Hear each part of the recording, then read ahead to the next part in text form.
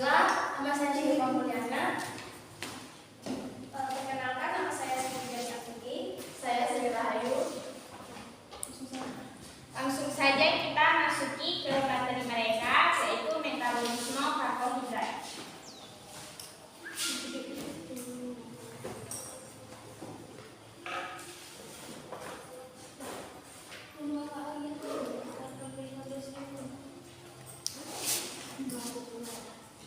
Nah, jadi materi pada hari ini yaitu tentang biokimia metabolisme karbohidrat. Nah, metabolisme itu dibagi menjadi dua, yaitu ada katabolisme dan anabolisme. Nah, sebelum memasuki apa itu katabolisme dan anabolisme, teman-teman harus pada tahu nih, apa sih itu arti dari metabolisme. Jadi, metabolisme itu adalah seluruh reaksi yang berlangsung pada tubuh makhluk hidup. Nah, metabolisme terbagi menjadi dua, yaitu katabolisme, yaitu reaksi pemecahan, dan anabolisme, yaitu reaksi pembentukan.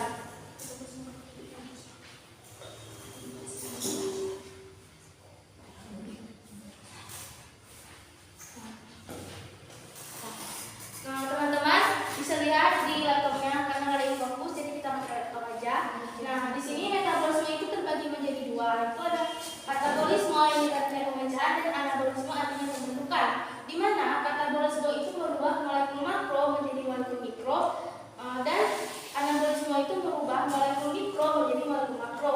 Nah, apa sih yang dipecah dan apa yang dibentuk di sini?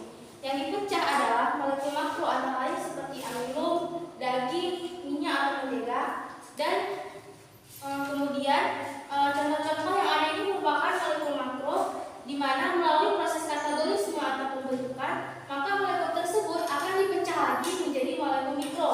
Nah, jadi sebelumnya itu kan ini molekul makro nih, dia dapat dipecah lagi menjadi molekul mikro, menjadi molekul-molekul yang lebih kecil atau lebih sederhana. Nah, contohnya seperti glukosa, berbagai asam amino dan asam lemak. Kemudian molekul mikro ini dapat diubah lagi menjadi molekul makro melalui proses anabolisme. Ini tadi, anabolisme tadi kan ini proses pembentukan. Nah, jadi di anabolisme ini dibentuk kembali dari yang molekul mikro dibentuk lagi menjadi molekul makro. Contohnya seperti glikogen, aktin, dan fosfolipid.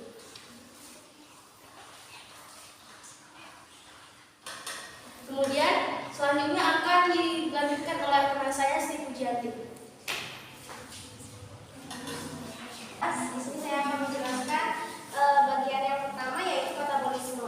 Nah, katabolisme ialah reaksi pemecahan molekul-molekul besar yang kompleks menjadi molekul-molekul kecil yang lebih sederhana dengan melepaskan energi.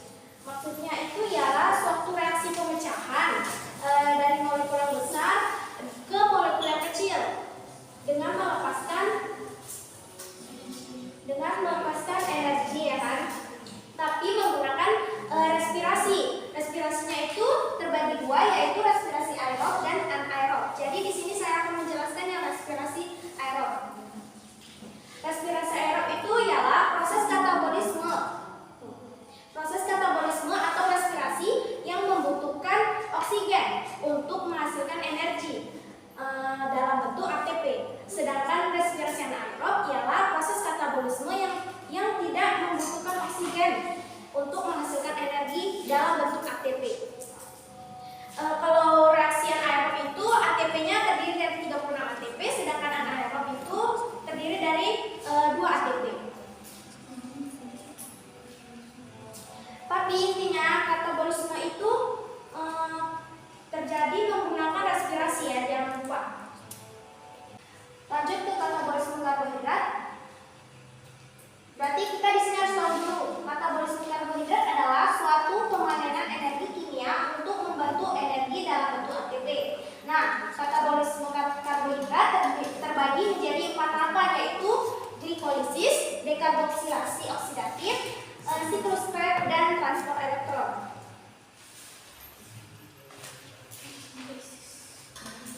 Baiklah, di sini saya akan menjelaskan tahapan yang pertama, yaitu glikolisis. Glikolisis berasal dari kata gliko dan lisis yang artinya glukosa, pemecahan gula atau glukosa menjadi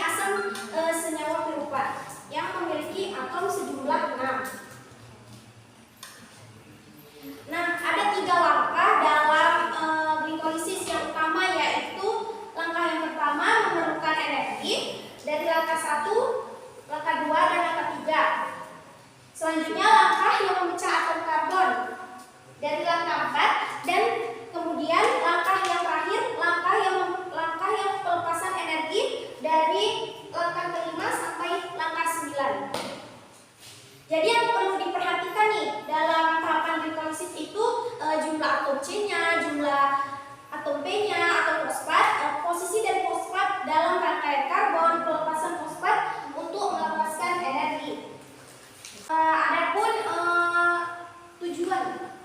Tujuan dari glikolisis yaitu memperoleh energi, penyediaan kehidupan untuk mendorong siklus asam sitrat atau SAS sebagai jalur interkonversi karbohidrat, protein, lemak, sumber BPG atau bifosfoglycerat bagi sel darah merah diasosiasi oleh hemoglobin, terjadi di seluruh jaringan di sitoplasma atau ekstra mitokondria.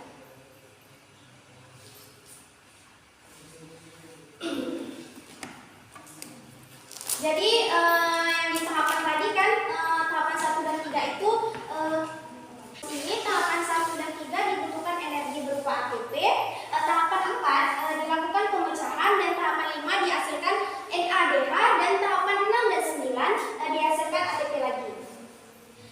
Nah, dari hasil proses glikolisis tadi akan dihasilkan hasil dari keseluruhannya, maksudnya hasil akhir dari glikolisis ini ialah dihasilkannya senyawa berupa ATP sebanyak 2, NADH sebanyak 2, dan asam piruvat juga sebanyak 2. Lanjut ke tahapan kedua yaitu dekarboksilasi oksidatif. Nah, dekarboksilasi oksidatif ini apa sih dekarboksilasi oksidatif itu? Dekarboksilasi oksidatif itu ialah tahapan perantara antara glikolisis dan siklus Krebs. Nah, di tahap ini ada 3 tahap nih, 3 peristiwa. Yang pertama tahap dekarboksilasi. Yang kedua yaitu tahap oksidasi, dan yang ketiga tahap penggabungan dengan koenzim A. Bisa dilihat bagiannya. Nah, di sini saya akan menjelaskan bagian dari dekarboksilasi oksidatif. Asam piruvat akan mengalami dekarboksilasi dengan melepas CO2. Dan asam piruvat akan mengalami oksidasi dengan melepaskan H2O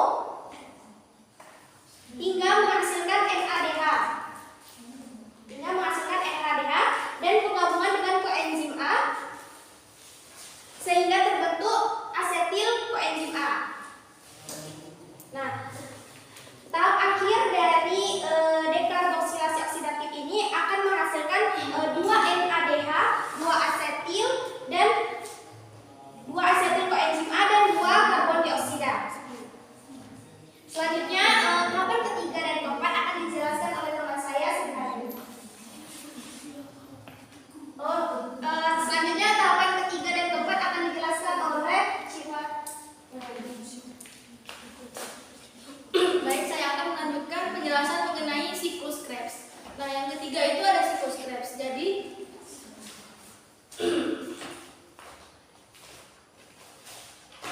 siklus Krebs ini terjadi di matriks mitokondria. Bahannya itu terdapat asetil koenzim A yang diambil dengan bereaksi dengan senyawa oksaloasetat membentuk asam sitrat atau asam trikarboksilat. Jadi siklus Krebs ini bisa juga disebut siklus asam sitrat karena jumlah karbonnya sebanyak 3. Nah, teman-teman bisa lihat ini ada bagiannya. Saya akan menjelaskan bagian tentang siklus Krebs. Jadi dari rangkaian siklus Krebs ini, bagian menghasilkan NA2 dan NADH dan CO2 adalah di bagian isositrat menjadi alfa ketobutaran. Kemudian dari alfa ketobutaran berubah menjadi suksinil koenzim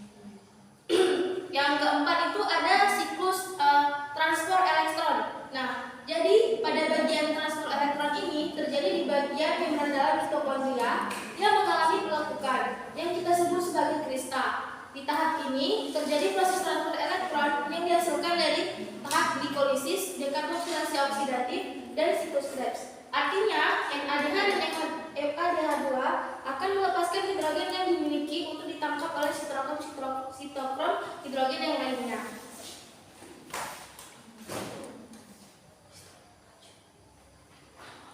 Selanjutnya, itu ada tahapan anabolisme yang dijelaskan oleh Sri Pujianti. Baiklah, di sini saya akan menjelaskan tahapan yang kedua yaitu metabolisme secara anabolisme. Nah, di sini kita harus ketahui itu apa anabolisme. Anabolisme ialah reaksi pembentukan senyawa-senyawa yang sederhana menjadi senyawa yang besar atau kompleks dengan memerlukan energi.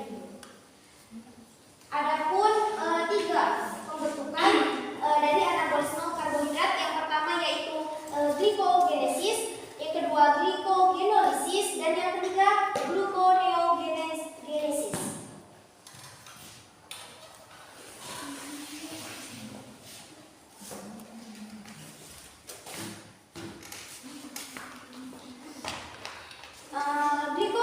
Glikogenesis ialah proses pembentukan glikogen.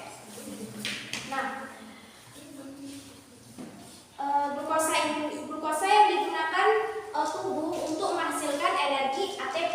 Nah, proses ini terjadi ketika adanya peningkatan kadar glukosa di dalam darah. Contohnya, setelah kita makan, glukosa di dalam darah kita akan naik. Dan inilah proses glikogenesis dari glukosa berpindah bentuk menjadi glikogen. Nah, prosesnya itu yang dinamakan glikogenesis.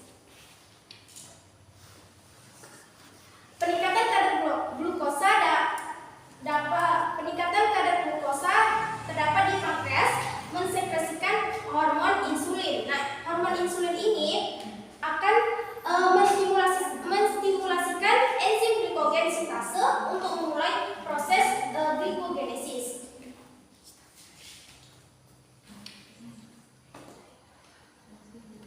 Nah, proses glikogenesis ini pula terjadi di dalam hati dan otot. Akhir dari proses ini tadilah glukosa dalam bentuk glikogen akan disimpan dalam hati dan otot tadi yang saya katakan tadi. Adapun fungsi dari proses glikogenesis ini untuk membentuk glikogen dari glukosa tadi supaya molekul-molekul yang terdapat di glukosa tadi dapat disimpan dan digunakan di lain waktu ketika tubuh tidak memiliki glukosa yang tersedia. Selanjutnya akan dijelaskan oleh teman saya, Sri Rahayu. Saya akan melanjutkan yang dari Sri Pujianti. Yang kedua itu reaksi glikogenolysis.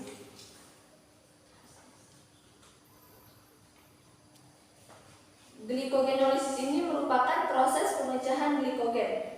Pemecahan glikogen ini terjadi dalam otot dan hati.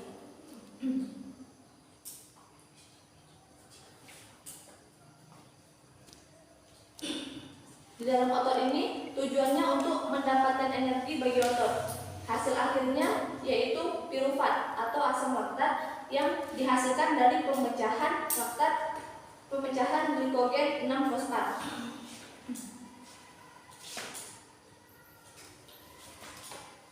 Sedangkan di dalam hati untuk mempertahankan kadar glukosa di antara 2 waktu makan.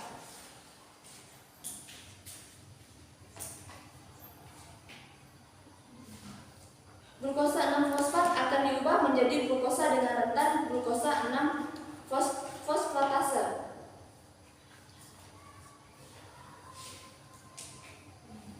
Selanjutnya itu reaksi yang ketiga, reaksi gluconeogenesis.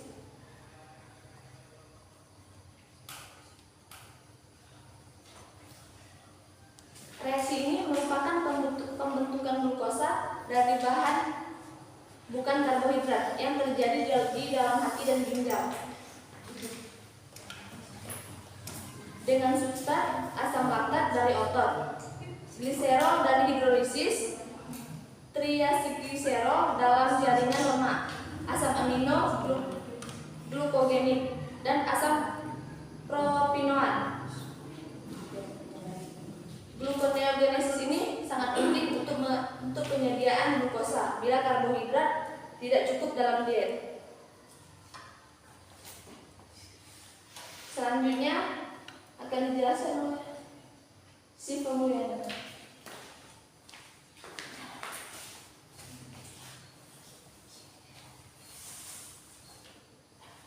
Nah, jadi pada metabolisme karbohidrat ini selain ada reaksi anabol dan katabol, juga terdapat jalur alternatif. Nah, jadi jalur alternatifnya itu terbagi dua, ada jalur ED atau Ensner-Doudoroff dan jalur HMP.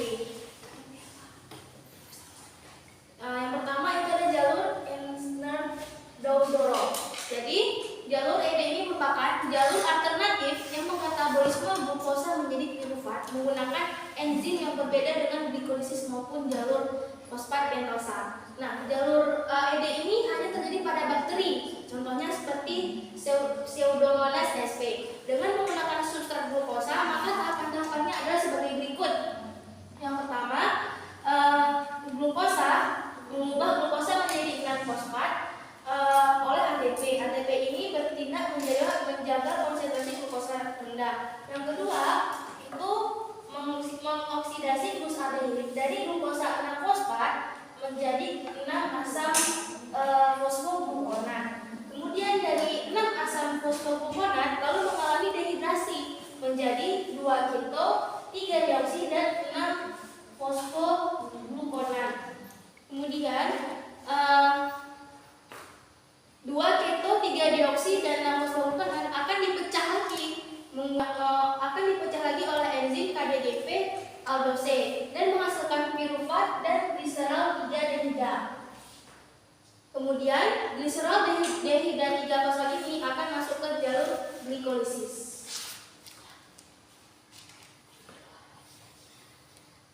Nah, dan yang terakhir ini adalah jalur HMP.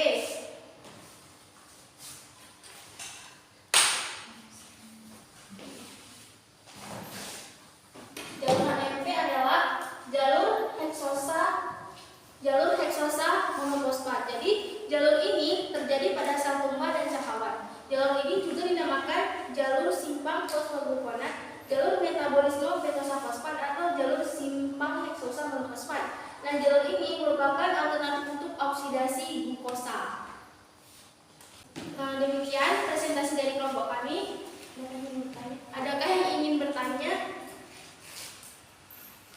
Jadi, bagi teman-teman yang ingin bertanya pada kelompok 3, dipersilahkan.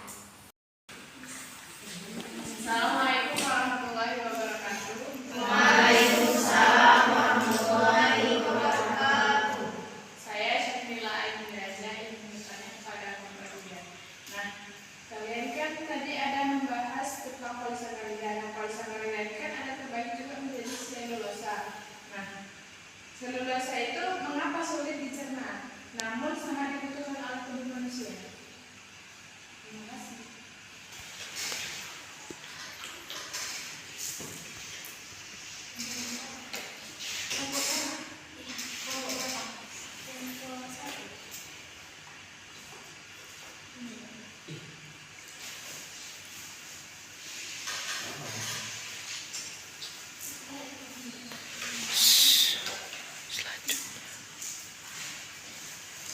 Assalamualaikum warahmatullahi wabarakatuh. Waalaikumsalam warahmatullahi wabarakatuh. Saya Jalur Furqan dari kelompok 1 ingin bertanya ke kelompok 3.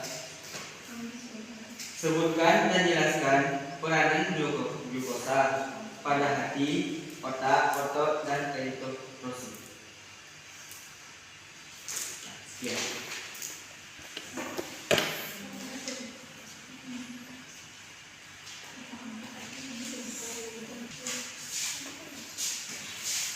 Assalamualaikum warahmatullahi wabarakatuh. Waalaikumsalam warahmatullahi wabarakatuh. Tadi kan ada bagian dari polisakarida dan di bagian dari itu kan ada teman.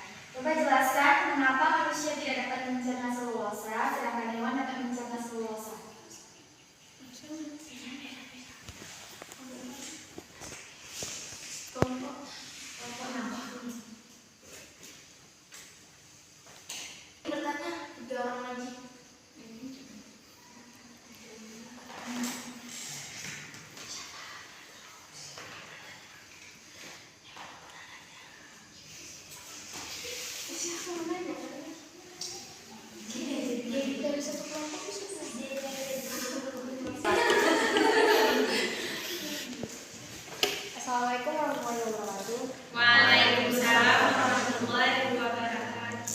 Nabila Syafitri dari kelompok 4. Pertanyaan saya adalah, gangguan apa saja yang timbul jika proses metabolisme karbohidrat terganggu di dalam tubuh?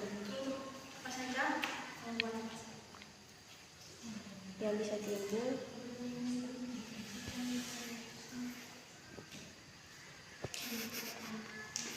Jika metabolisme terganggu di dalam tubuh.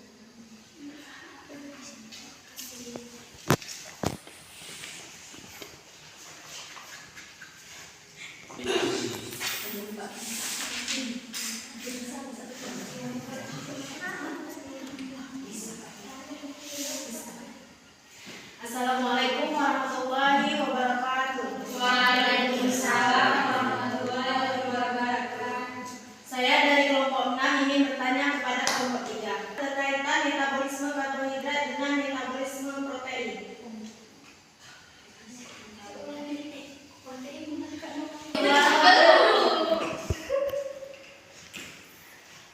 Assalamualaikum warahmatullahi wabarakatuh. Saya dari kelompok 6 ingin bertanya kepada kelompok 3. Apakah yang akan terjadi apabila metabolisme tubuh tidak berjalan dengan lancar?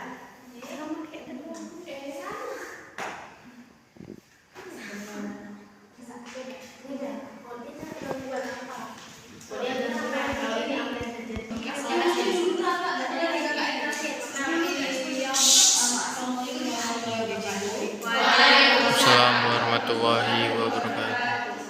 Perkenalkan, nama saya Nurul Ada dari kelompok 5.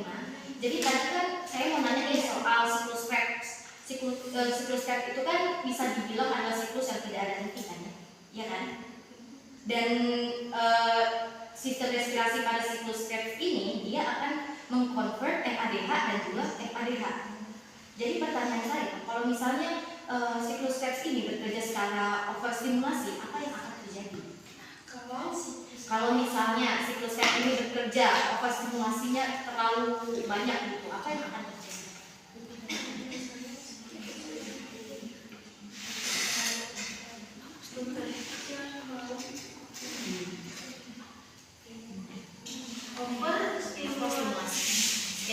Terima kasih kepada teman-teman yang sudah bertanya. Jadi waktunya berikan waktu beberapa menit untuk kelompok 3 berdiskusi dengan jawabannya. Baiklah, kelompok 3 akan menjawab pertanyaan dari Syafrila kelompok 1. Silakan. Pertanyaan tadi kan, mengapa selulosa sulit dicerna namun sangat dibutuhkan oleh tubuh? Jawabannya ialah selulosa sulit dicerna karena manusia itu tidak mempunyai enzim yang berperan untuk mencerna selulosa.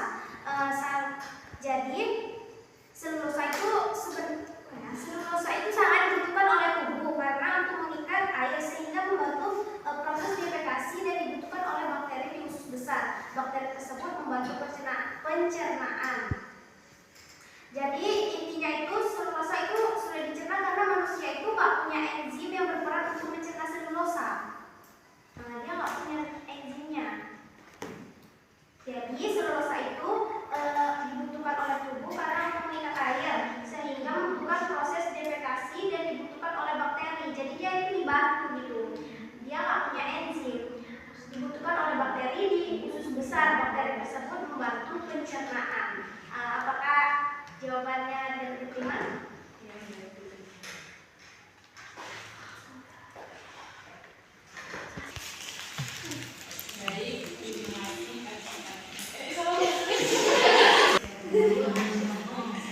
Baik, terima kasih jawabannya dapat saya terima. Baik, selanjutnya Vicky akan menjawab pertanyaan dari Zahdur. Pertanyaan tadi kan sebutkan dan jelaskan peranan glukosa pada hati, otak, otot, dan eritrosit. Yang pertama, peranan glukosa pada otak sebagai tempat oksidasi menghasilkan energi, dan pada hati atau liver sebagai oksidasi juga menghasilkan energi dan tempat dan menghasilkan glukogen sebagai tempat cacah AMP menghasilkan NADPH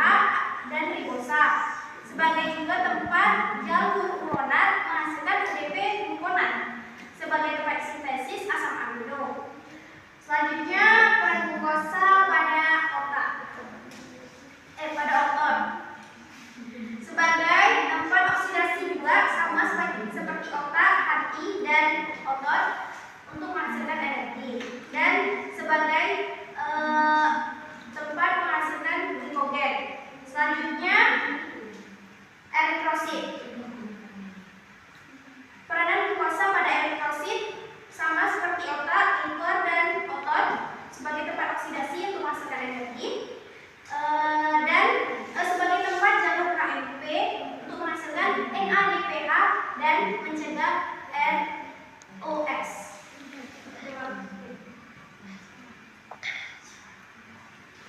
Apakah jawabannya bisa diterima?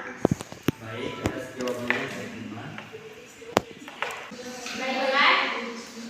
Baiklah, selanjutnya kelompok 3 akan menjawab pertanyaan dari Wijayanti kelompok 6. Nah, tadi kan pertanyaannya mengapa manusia tidak dapat mencerna selulosa sedangkan hewan dapat mencerna selulosa. Nah, seperti yang telah dijelaskan sebelumnya, hewan dapat mencerna selulosa, manusia tidak dapat mencerna selulosa karena manusia tidak mempunyai enzim yang berperan sebagai pencerna selulosa. Nah, dan mengapa hewan dapat mencerna selulosa? Misalnya nih, karena hewan itu misalnya seperti sapi. Karena hewan sapi itu kan hewan bukan. Jadi kenapa dia dapat mencerna selulosa? Karena pada rumen sapi itu terdapat bakteri dan protozoa yang menghasilkan enzim selulosa yang dapat memecah selulosa pada rumput. Nah, pada sapi itu kan dia memiliki 4 lambung, yaitu rumen, retikulum, omasum, dan abomasum. Nah, jadi pada rumen itu ada bakteri dan protozoanya yang menghasilkan enzim selulosa sehingga hewan itu dapat mencerna selulosa. Beda dengan manusia. Kalau manusia itu ada enzim yang berperan sebagai pencerna selulosa, dan hewan itu punya. Apakah jawabannya dapat diterima? Oke. Baik, terima kasih jawabannya dari saya terima. Alah. Selanjutnya kelompok 3 akan menjawab pertanyaan dari Najla Syafitri. Baik, saya akan menjawab pertanyaan dari Nabila Syafitri dari kelompok 4. Gangguan apa saja yang bisa timbul jika metabolisme terganggu? Nah, jadi gangguan yang dapat terjadi pada metabolisme itu yaitu yang pertama ada diabetes, kedua galaktosemia, yaitu kelainan yang menyebabkan tubuh tidak mampu memecah gula jenis galaktosa dengan baik, dan kemudian ada sindrom MC-Ardle. Itu sindrom ini menyebabkan tubuh tidak mampu memecah glikogen. Glikogen itu adalah bentuk gula yang tersimpan di seluruh jaringan tubuh terutama otot dan hati. Jadi gangguan yang terdapat itu diabetes, galaktosemia, dan sindrom MC-Ardle. Apakah jawabannya dapat diterima Nabila Syafitri? Terima kasih atas jawabannya, saya terima. Selanjutnya kelompok 3 akan menjawab pertanyaan dari Saya menjawab pertanyaan dari kelompok 6. Apa yang akan terjadi jika metabolisme terganggu? Ketika seseorang mengalami gangguan metabolik, proses metabolisme di dalam tubuhnya terganggu. Akibatnya itu proses energi yang dibutuhkan harus menjalankan berbagai fungsi tubuh juga mengalami gangguan.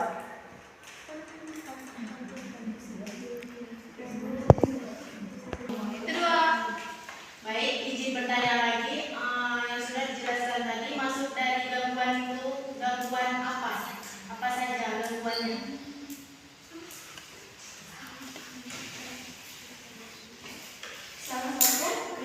Salah satu dari penyakit metabolisme yang paling